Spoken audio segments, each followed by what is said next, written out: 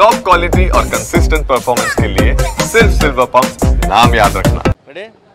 ಇವತ್ತು ಕ್ರಿಕೆಟ್ ಅಭಿಮಾನಿಗಳಿಗೆ super Sunday champions ಟ್ರೋಫಿಯಲ್ಲಿ ನ್ಯೂಜಿಲೆಂಡ್ ಭಾರತ ಪಂದ್ಯದ ಫೈನಲ್ ಪಂದ್ಯದಲ್ಲಿ ಭಾರತ ಗೆಲುವನ್ನು ಸಾಧಿಸಲಿ ಅಂತೇಳಿ ವಿಘ್ನ ನಿವಾರಕ ವಿನಾಯಕನಿಗೆ ಪೂಜೆ ಸಲ್ಲಿಸಲಾಗ್ತಾ ಇದೆ. ನೀವು ನೋಡ್ತಾ ಇರ್ಬೋದು, ವಿಘ್ನ ನಿವಾರಕ ವಿನಾಯಕನಿಗೆ ವಿಶೇಷ ಹರಕೆಯನ್ನು ಕಟ್ಟಿಕೊಳ್ಳಲಾಗಿದೆ.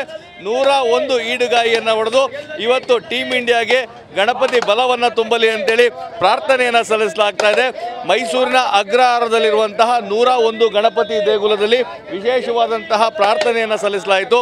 ಪ್ರಾರ್ಥನೆಯ ನಂತರ ಹರಕೆ ರೂಪದಲ್ಲಿ ಅಂದರೆ 101 ತೆಂಗಿನಕಾಯಿಯನ್ನು ಈಡುಗಾಯಿ ಹೊಡೆದು ಭಾರತ ತಂಡ ಗೆಲುವನ್ನು ಸಾಧಿಸಲಿ ಅಂತೇಳಿ ಪ್ರಾರ್ಥನೆಯನ್ನು ಸಲ್ಲಿಸಲಾಗಿದೆ. ಅಷ್ಟೇ ಅಲ್ಲ, ನೀವು ನೋಡ್ತಾ ಇರ್ಬೋದು, ಕ್ರೀಡಾಭಿಮಾನಿಗಳ ಕೈನಲ್ಲಿ ಟೀಮ್ ಇಂಡಿಯಾ ಆಟಗಾರರ ಪೋಸ್ಟರ್ಗಳು ರಾರಾಜಿಸ್ತಾ ಇದ್ದಾವೆ. ಅಂದರೆ 2025ರಲ್ಲಿ ಇಂಡಿಯಾ ಚಾಂಪಿಯನ್ಸ್ ಟ್ರೋಫಿಯನ್ನು ಗೆಲ್ಲಲಿ, ಚಾಂಪಿಯನ್ ಪಟ್ಟವನ್ನು ಅಲಂಕರಿಸಲಿ ಅಂತೇಳಿ ಅಲ್ಲಿರುವಂತಹ ಪ್ರತಿಯೊಬ್ಬ ಆಟಗಾರರಿಗೂ ವಿಘ್ನ ನಿವಾರಕ ವಿನಾಯಕ ಶಕ್ತಿಯನ್ನು ತುಂಬಲಿ ಅಂತೇಳಿ ಹರಕೆಯನ್ನು ಕಟ್ಟಿಕೊಂಡಿರುವಂಥದ್ದು ಮತ್ತು ಪ್ರಾರ್ಥನೆಯನ್ನು ಸಲ್ಲಿಸಿರುವಂಥದ್ದು. ಯಾಕಂದರೆ ವಿಘ್ನ ನಿವಾರಕ ವಿನಾಯಕನಿಗೆ ಪೂಜೆಯನ್ನು ಮಾಡಿದರೆ ಎಲ್ಲ ವಿಘ್ನಗಳನ್ನು ನಿವಾರಿಸ್ತಾನೆ ಅನ್ನೋ ಒಂದು ನಂಬಿಕೆ ಇದೆ.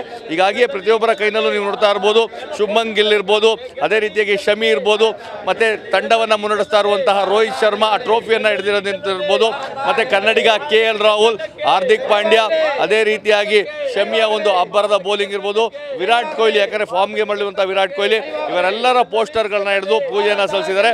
ಈ ಮೂಲಕವಾಗಿ ಟೀಮ್ ಇಂಡಿಯಾದ ಆಟಗಾರರಿಗೆ ಗಣಪತಿ ಶಕ್ತಿಯನ್ನು ನೀಡಲಿ. ಮತ್ತು ಈ ಬಾರಿ ಈಗಾಗಲೇ ಏನು ಸರಣಿಯಲ್ಲಿ ಒಂದು ಪಂದ್ಯವನ್ನು ಸೋಲದೆ ಅಜೇಯರಾಗಿ ಉಳಿದಿದ್ದಾರೆ.